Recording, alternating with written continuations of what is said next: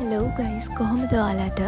ඉතින් ඔයාලා තම්බ්නේල් එකෙන් දකින්න ඇති මේ පන්සල මොකක්ද කියලා. මේකට කියන්නේ පුංචි කිරිවෙහෙර පන්සල කියලා. ඉතින් මේක තියෙන්නේ පිළියන්දල ගොඩක් ලොකු පන්සලක්. මේක මෙහෙම පෙවුනට මේ පන්සලේ ලෙන් විහාරම 3-4කුත් තියෙනවා. මම ලෙන් විහාර ඇතුළට නම් මං යන දවසේ මේ යන්න බැරි වුණා මට. මොකද ඒවා ලොක් කරලා තිබ්බේ. මං හිතන්නේ ඒවා පෙන්නන වෙලාවක් ඇති. මං යන දවසේ ඒවා ලොක් කරලා තිබ්බේ. ඉතින් හරිම ලස්සනට මේ පන්සල මේන්ටේන් කරගෙන යනවා. ඔයාලට වෙනදී එක එක මල් ඡාති තියෙනවා.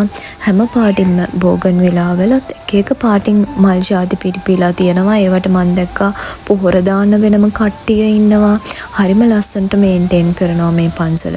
ඊට පස්සේ තව වෙනම හදලා තිබ්බා නෙළුම් පොකුණක්. ඒකේ තනිකරම නෙළුම් මල්.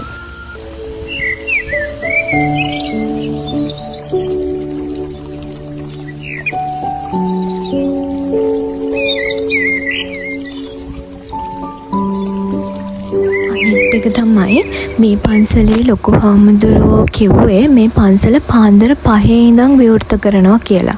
ඉතින් භාවනා කරන කට්ටිය එහෙම ගොඩාක් අය භාවනා කරන්න එනවලු පාන්දරත්. මේ පඩිපෙළ දෙකේ උඩට ගියාම හදලා තියෙනවා ශ්‍රී පාදස්ථානය කියලා.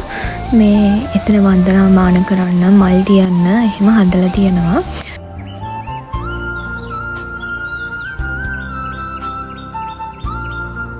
මේ ශ්‍රී පාදස්ථානය තියෙන තැන උඩට පොඩ්ඩක් නැගලා වටේ වීඩියෝ එකක් ගත්තා. ඇත්තටම මෙතනට මාරම හුලං. මේ හුලං හරිම සනීපයි ඇඟට. උඩට නැග්ගම වටේම පේන විදිය තමයි මේ තියෙන්නේ. මෙතන රෑට නම් ගොඩක් ලස්සන ඇති. ඔයාලට පේනවා ඇතිනේ මේ ලයිට්ස් වගේ උඩ හයි කරලා තියෙනවා. ඒව රෑට මං හිතන්නේ ඔන් කරනවා ඇති. හරිම ලස්සන ඇති. ඒ රෑට තියෙන වයිබ් එක. මම මේ ගියේ උදේ. ඒක නිසා මට ඒ වයිබ් එක නම් ගන්න බැරි වුණා. දවසක ආයෙමත් යන්න ඕන. පොය දවසක හරි රෑ වෙලා. මේ මං ඔයාලට පෙන්නන පැත්තේ තියෙන්නේ තනිකරම එක එක දේවාල. දෙවිවරුන්ගේ මොනවාද ගම්භාර දෙවියන්ගේ ඒ වගේ දේවාල තමයි මේ පැත්තේ තිබ්බේ. හැබැයි මේ දේවාලත් වහලා තිබ්බේ. මං ගියේ උදේ වැඩි නිසා වෙන්නේ නැති. මම පොඩක් කිට්ටු කරලා ගිහින් බැලුවා. මාරම ලස්සනයි.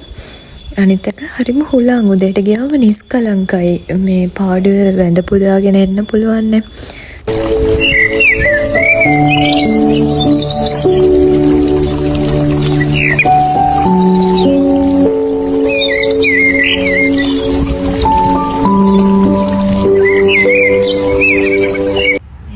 පිළියන්දලට කිට්ටු කට්ටිය නම් චුට්ටක් ගිහින් බලන්න මේ පන්සල.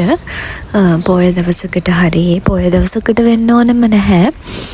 නිකන් ඔයාලට රිලැක්ස් එකක් ගන්න ඕනි වුණාම චුට්ටක් ගිහින් බලන්න. මාරම ලස්සනයි වගේම මාරම නිදහස් ඒ පරිසරය. මේක වෙල්ලායකින් වට වෙලා තියෙනවා. ඔයාලට පේනවන්ති ඔය එහා පැත්තේම පාර තියෙන්නේ වාහන යනවා. මේ වෙලත් එක්කම මේ පන්සලේ පේනවා දොළ පාරක් වගේ යනවා. මේකේ මාළු ඉන්නවා හරියට.